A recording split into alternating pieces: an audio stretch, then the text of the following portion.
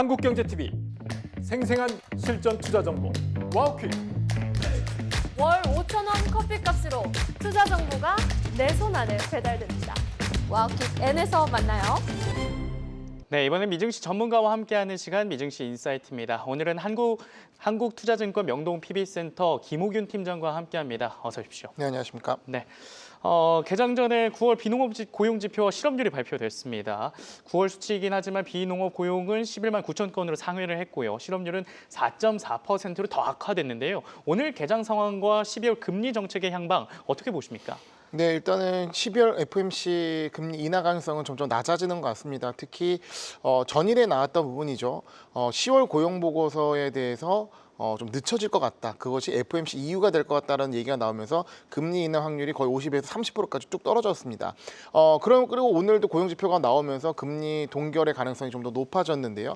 또 월마트의 실적도 마찬가지로 영향을 줬습니다. 하지만 시장은 이런 12월 금리 인하에 대한 어떤 두려움 혹은 이제 실망감 이런 것보다는 이 아침에 발표됐던 엔비디아 실적이 훨씬 더 큰 영향을 미친 것 같습니다. 즉 금리 인하의 기대감이 떨어지는 그 우려보다는 AI 과잉 투자에 대한 우려가 훨씬 컸다. 이 하락의 원인이 컸다라는 반증된 것이 아니냐라는 생각이 듭니다. 네, 12월 FOMC보다는 엔비디아 영향이 지금 이 현 시장에 더 영향을 미치고 있다 말씀해 주셨는데요. 바로 첫 번째 이슈로 넘어가 보도록 하겠습니다. 네, 엔비디아 실적 이야기 안 할 수가 없겠죠. 엔비디아가 위스퍼 넘버를 넘기면서 호실적을 기록을 했는데요. 네. 그 덕분에 엔비디아뿐 아니라 AI 관련 기업들의 주가 흐름 좋습니다. 브로드컴 4% 상승하고 있고 AMD도 2% 넘는 상승 흐름 보여주고 있는데요. 엔비디아 실적 AI 거품론을 완전히 잠재웠다. 이렇게 좀 볼 수 있을까요? 오늘 하루 종일 엔비디아 찬양과 언급이 계속 됐을 것 같은데요. 지나치지 않다고 생각합니다. 네. 왜냐하면 사실 엄청난 부담감이었죠. 엔비디아 실적 잘 나올 거라 예상은 했지만 시장의 분위기가 워낙 위축되고 눌려 있었기 때문에 엔비디아의 어떤 좋은 숫자가 이것을 다 끌어안고 떠받칠 수 있을 것인가라는 의문을 들었거든요. 굉장히 어려운 일이었는데 그 어려운 일을 엔비디아가 전수상에 해낸 것 같다라고 생각이 듭니다. 네. 지금 시장을 보게 되면 단순히 엔비디아 상승뿐만이 아니라 AI 과잉 투자 우려를 잠재웠다라는 측면에서 전반적인 전 지수가 올라간 흐름이 나왔고 특히 AI 섹터 많이 빠졌던 이런 전반적인 기업들이 다 같이 올라왔습니다. 이거는 바람의 방향이 바뀌었다고도 볼 수 있는데요. 이제 동남풍이 불고 있다라는 느낌처럼 어제와 오늘은 크게 다른 것 같아요. 그리고 이제 AI 과잉 투자에 대해서 마이클 버리도 그렇고 상당히 많은 다양한 어떤 우려된 의견을 제기했었거든요. 근데 이거를 조목조목 반박하면서 마치 이 장판교의 장비처럼 다 이겨냈다. 그런 모습이 어제 이번에 좀 그 어닝콜을 통해서 보여진 모습인 것 같습니다. 네, 엔비디아가 장판교의 장비 같은 모습을 보여주면서 이 미증시의 상승세를 이끌어주고 있다 이런 코멘트 남겨주셨는데요. 한편 아까 마이클 버리를 언급을 해주셨는데 엔비디아 실적 발표 후에도 이야기를 꺼냈습니다. AI에 대한 실제 최종 수요가 제시된 것보다 훨씬 적다고 경고를 하면서 비판을 좀 이어가는데요. 이 발언 어떻게 해석하면 좋을까요? 크게 해석하진 않습니다.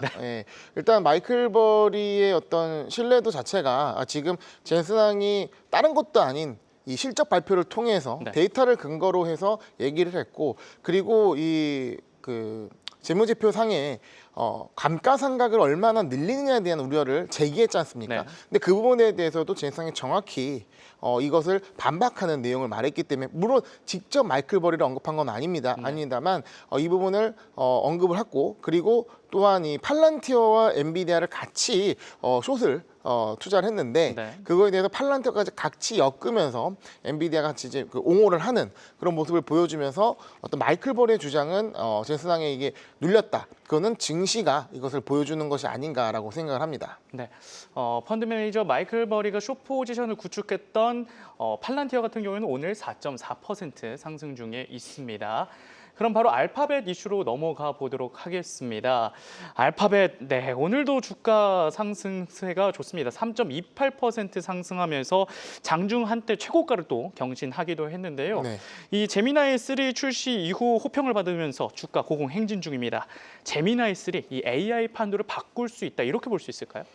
뭐 급격하게 2와 3가 변한다는 얘기보다도 구글의 제미나이 자체가 굉장히 좀 그 어떤 방향 자체가 우호적인 모습으로 가고 있다라고 보여집니다. 네. 그래서 한순간에 이 게임 체인저가 되는 그림이 아니라 그동안 계속 잘해왔는데 더 좋은 결과를 내보였다고 느껴지는 상황이고요. 네. 알파벳 주가를 보게 되면 최근 뭐 사실 AI 섹터, 뭐 알파벳도 AI 기업이라고 해야 하기 때문에 테크 기업이죠. 조정을 면치 못할 수 있는 상황인데 뭐 다양한 이슈로 인해서 오히려 신고가를 네. 보여주는 상황이었습니다. 그러면 그러니까 제미나이 3를 넘어서 왜 구글의 알파벳의 주가가 고공행진을 할 수밖에 없느냐 이 상황에서 보면 저는 이 최근 키워드를 봤을 때 풀스택 구글이라는 생각이 들거든요. 예, 알파벳의 사명 자체가 이게 A부터 Z까지 다 한다라는 의미잖아요. 그러니까 그동안에 이 구글의 모습 자체가 너무 좀 잡다하게 하는 것이 아니냐라는 느낌도 있고 AI에 있어서 여러 가지 사업을 하는데 지금은 어떻게 보면 칩도 자기가 자체적으로 만들고 그리고 데이터도 갖고 있고 그리고 서비스도 자기가 하는 AI 기업 중에 유일한 풀스택 기업으로서의 어떤 가치를 최근에 재평가를 받는 모습인 것 같습니다. 네. 그리고 알파벳 같은 경우에 3분기 실적에서도 데이터 센터 관련 매출이 좋았고 또 워렌 버핏, 이 버크셔 해서웨이의 선택까지 받았죠. 앞으로 알파벳의 주가 추이 어떻게 전망하고 계십니까? 네, 버핏의 13F 공개를 통해서 알파벳을 최근에 대량 매수했던 부분이 네. 그 의미를 봤는데 이렇게 버핏이 애플을 살 때도 보면 테크 기업이라 산 것이 아니라 독점적 기업으로서 헤게모니를 갖고 있고 지속적인 성장이 가능할 것으로 보았기 때문에 애플을 산 거거든요. 네. 마찬가지로 지금 구글에 있어서 알파벳에 있어서 모습 자체가 어쨌든 AI 에이전트 시장에서 독점을 만들어가고 있고 네. 그 독점적 지위를 통해서 굉장히 꾸준한 성장을 보일 수 있기 때문에 이런 부분들이 좀 작용한 것 같고요. 지금 어떻게 보면 이 구글 알파벳 주가가 시가총액이 거의 마이크로소프트를 따라잡는 수준까지 와 있습니다. 조만간에 이 3, 4위가 바뀔 것 같고요. 네. 조금 더 시간이 지나면 엔비디아는 1위를 좀 고수할 것 같고 2위로 알파벳이 올라가는 것이 아닌가라는 생각을 할 정도로 굉장히 폼이 좋은 모습인 것 같습니다. 네. 12월 그리고 FOMC가 남긴 했지만 이 AI 거품론이 좀 종식되면서 분위기가 좀 변환된 미증시를 할 수 있겠습니다. 12월 산타랠리 올 수 있을까요? 네. 네. 분위기가 바뀌었다. 동남풍이 부는 상황에서 네. 산타랠리에 대한 기대감을 해볼 수 있을 것 같습니다. 산타랠리는 계절적 그리고 혹은 수급적 요인으로서 작용되는 부분이기 때문에 네. 사실 증시가 하락하게 되면서 나와야 할 수급인 이 자사주 매입 수급이 나오지 않았습니다. 더 추가적인 하락에 대한 우려를 통해서 기다렸던 수급일 것 같고요. 그리고 또한 중요한 수급인 이 연금 수요, 그러니까 401k 연금의 매수 수요가 아직 작용하지 않았기 때문에 네. 이것이 12월에 더 가까워질수록 수급이 나오고 산타랠리라고 하는 연말에 강한 그 랠리 자체가 지금 증시가 또 조정을 받아왔기 때문에 굉장히 매력적인 매수에 있어서 네. 구간으로 보고 강한 매수세가 온다면 우리가 기대했던 산타랠리 생길 수 있다. 예, 기대해봐도 좋을 것 같습니다. 네, 12월 전망까지 저희가 들어봤습니다. 지금까지 한국투자증권 명동 PB센터 김호균 팀장과 함께했습니다. 도움 말씀 고맙습니다. 네, 감사합니다.